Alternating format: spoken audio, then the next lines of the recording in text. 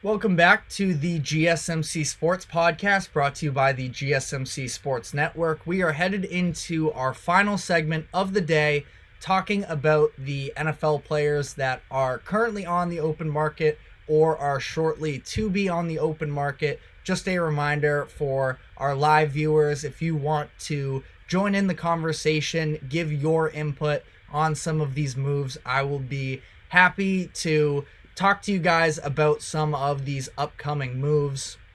We will start just a little bit. We talked about it at the end of last segment, but as Peacock mentioned, the Russell Wilson Steelers news, the two teams are expected to meet. Now, I'm not sure what the timetable quite is yet.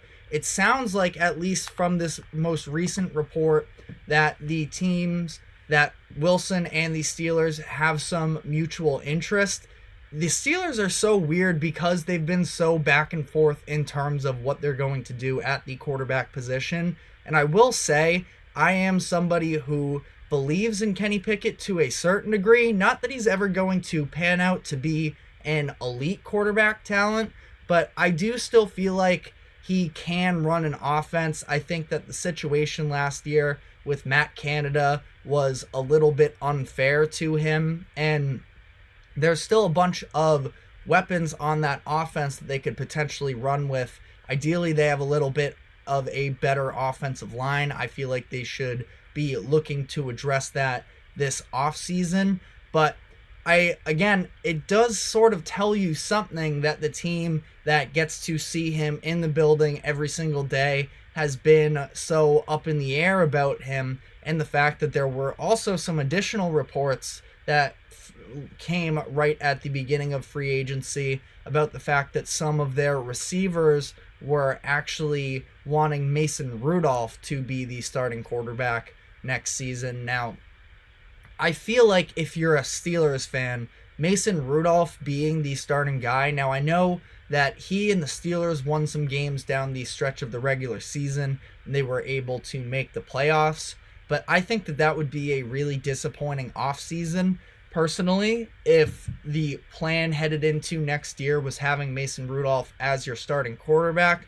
Maybe I'm too harsh on it. I don't see the upside with it necessarily, and you're talking about a Steelers team that, again, is hanging around being above 500 every single season, but their last playoff win, I'll look it up right now, it had to have been somewhere around 2016 or along those lines. I don't think that Mason Rudolph really gets it done for you unless you are going to assume that you have a revamped defense or something along those lines where they were able to. Yeah, 2016 was the last year that they've actually won a playoff game. I don't think Mason Rudolph elevates you. I think that he, again, I'll say last note here before, because I don't mean to get all over Mason Rudolph's case here. That's not really fair. But I think that he benefited a lot from George Pickens being able to house a handful of short routes and just show some of these flashes for him. Maybe it's a statement on the offense that Matt Canada was running. Maybe it's a statement on the ability of Kenny Pickett, but I don't see it there. I'm curious what they actually want in the building there in Pittsburgh, because it's been a lot of conflicting reports. Next team here is the Seattle Seahawks. On Monday, they made a handful of moves as well to try and make their financial situation better. They released Jamal Adams, Quandre Diggs, and Will Dissly. The moves saved them about $34.5 million. So they end up deciding to keep Geno Smith for the upcoming season, and now they make some of these other moves where Jamal Adams, we know, was once one of the best safeties in the NFL. Health has been a huge struggle for him the past couple seasons. That definitely hurts them. I think that the Seahawks as a whole here, they are going to be in a little bit of a transition, moving on from Pete Carroll, coming in with Mike McDonald, and trying to sort of reset some as he looks to take over that defense and put them in a little bit of a younger, more of an outwards looking product here. But as far as Jamal Adams hitting the open market, I know that health has been an issue for him. He's played just 10 games over the course of the past 2 seasons. He hasn't played a full season since 2018, but he adds to this very interesting safety market that is out there because like we mentioned in the last segment, Jordan Poyer of the Buffalo Bills, he was also released as part of their moves. He's a little bit on the older end. Jamal Adams is still just 28, so there is maybe still something there for him. But additionally, a big-time move that took place yesterday was the Broncos releasing Justin Simmons. Justin Simmons is one of the premier safeties in the league. Even still, he has been All-Pro second team in 4 of the past 5 seasons, including last year, where he was also selected to his second Pro Bowl. So I still definitely think, despite being 30 years old, there is something in the tank for him. And this makes a very interesting safety market as well. Everybody likes to talk about the running backs that are available, but I think there are a handful of teams that could benefit from some help in the secondary. Now, team, big market that everybody talks about. They're supposed to be all in this year. I think that the Dallas Cowboys should potentially look into this.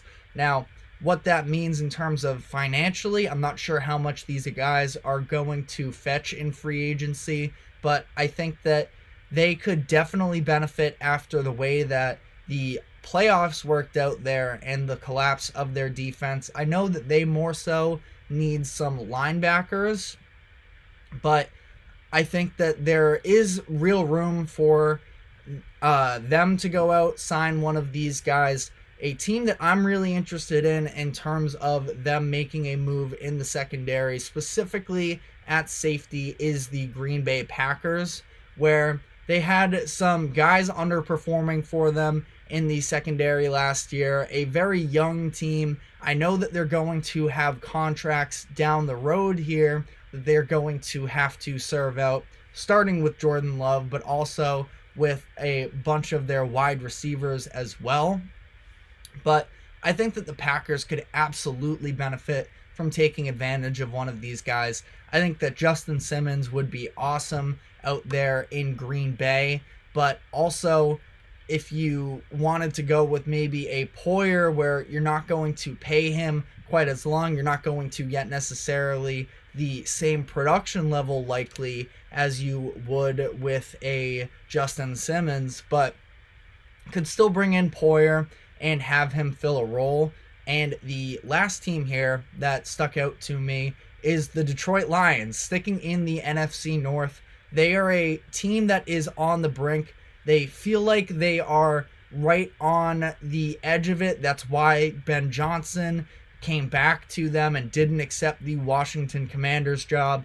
The Lions feel like they have a real chance to run this thing back and potentially be Super Bowl champs this year. And I agree with them. I think that they have loads of talent. The one area, though, of course, that they were definitely lacking in last season was the secondary. Now, it was maybe a little bit more of a corner thing. Brian Branch came in for them last year at the second round pick out of Alabama. He played safety and he was tremendous. So maybe not a perfect fit necessarily. I'm sure they could figure out a way to make it work. I just feel like in general with that secondary, they could take upgrades wherever they may come. And it's just a team that sort of stuck out to me in terms of there is that much talent in the secondary that is available. Maybe you go with it. I also thought that Ifeatu Melifonwu was a nice developmental project for them over the course of the season as well. He and the safety blitzes that he brought were very impactful for them. But I also think that maybe getting more of a pass-first guy could be beneficial for them. Again, like Brian Branch a lot as well. Curious how we can see this all sort of work out for them. But some other moves that have taken place as of recent, we had Jonnu Smith being signed to the Miami Dolphins. Maybe not the blockbuster move by any means, but I'm curious about Jonnu because I am personally a Patriots fan, and his tenure in New England was atrocious. They brought him in, they gave him all this money, and then played an offensive system that didn't fit him whatsoever. The play-action heavy offenses that we saw him running in both Tennessee and then last season in Atlanta, where they had, of course, Arthur Smith, who was the offensive coordinator with him in Tennessee, then the head coach in Atlanta. That sort of system fit him a lot better, and he was a lot more effective again. Mike McDaniel is a tremendous offensive mind. I think that he will be able to unlock some of that talent that is still there with Jonnu, and I think it's another helpful player to bring in to help Tua here, as there is a very interesting offseason conversation as to whether or not we will see the Dolphins extend Tua this offseason. I've been on the record saying I don't think that they should. If anybody disagrees with me, speak up in the comment section, but I think that they should likely be looking to just play out how this season works out and then evaluate the situation. Last couple pieces of news here that I'll fly through a little bit quickly. Michael Thomas is expected to be cut from the New Orleans Saints. Thomas has, of course, been, as some people have called him, Slant Boy. I think he is a tremendous player still. Now, his best years definitely behind him, but I still think that he can be an effective player for a franchise out there. Seeing as though I just mentioned being a Patriots fan, I wouldn't be mad whatsoever if he ended up on the Patriots, but I'm looking up right now what his current contract is at in terms of the Saints are another team that are in a miserable cap situation, and they need to look to move off of some of that money, and it looks like he would be making $12 million this upcoming year and could be on the books for a little bit longer as well. But I suppose it makes sense. The Saints have a lot of things they need to address this offseason, so trying to get out of some of that money might not be a bad decision for them. And then final note here is that it has been being reported that Saquon Barkley and the Philadelphia Eagles supposedly have mutual interest. Barkley was reported to have named the Houston Texans as his top target for where to sign. This came out last week or so, and I still think that the Texans, with all of the cap space that they have, should look to address the running back position for the upcoming season. I'm not saying roll out the Brinks truck for any one of these particular guys. I think that Josh Jacobs would be my top running back free agent of this class, but Saquon is right on par with him as well. I just feel like Jacobs is maybe a little bit safer in terms of injury history and in terms of running itself. I know that Saquon is a nice pass catcher as well, but it's funny because we've now seen the Eagles and the Cowboys both attached to Saquon Barkley. I know that's not something necessarily Giants fans want to hear, but it does seem to be a growing possibility. It all comes down to, as well, I think just a plot line as a whole here with some of these running backs is the idea of how much money are they going to fetch in free agency, especially considering how many of them are available. Wouldn't be surprised if we see a lot of one-year deals out of the group. I think that Josh Jacobs could fetch a multi-year contract. Saquon Barkley possibly could as well. But for a guy like Derrick Henry, who, keep in mind, he was second in the league in rush yards last season, and that was behind a subpar offensive line in Tennessee and with a pass offense that was pretty non-existent. I know that the age is there with him as he's now in his 30s, but I still think he is a tremendous runner. And I think that if you are a contender and you land him, it will be a big deal. And we could be in for a little bit of an awakening in terms of Derrick Henry really has been one of the premier running backs in the NFL. You could debatably call him a generational running back. I know that the success in the playoffs hasn't been there. He's a running back. Keep that in mind. He basically single-handedly almost put the Titans on his back for the couple of very successful seasons that the Titans had. Helped make Ryan Tannehill look like a potential MVP at one point based off of, like we talked about with Arthur Smith and the Jonnu Smith deal. A lot of play action with that because Derrick Henry was also such a threat to run. The teams were terrified of him. But we will keep you up to date on all of the developing stories on the GSMC Sports Podcast, where you can catch us on all streaming platforms. You can catch us on YouTube as well for exclusive short content as well. But that is all we have time for today. Thank you very much for tuning in. Thank you to the GSMC Sports Network for allowing us to host this show. We will be back tomorrow at 2 o'clock, so we will see you then. Have a good one, everyone.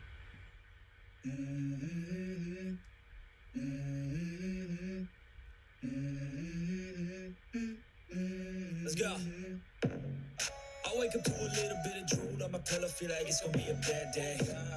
Yeah, I'm tired of shit, and the coffee ain't hit yet. Damn, ain't that great. Nice.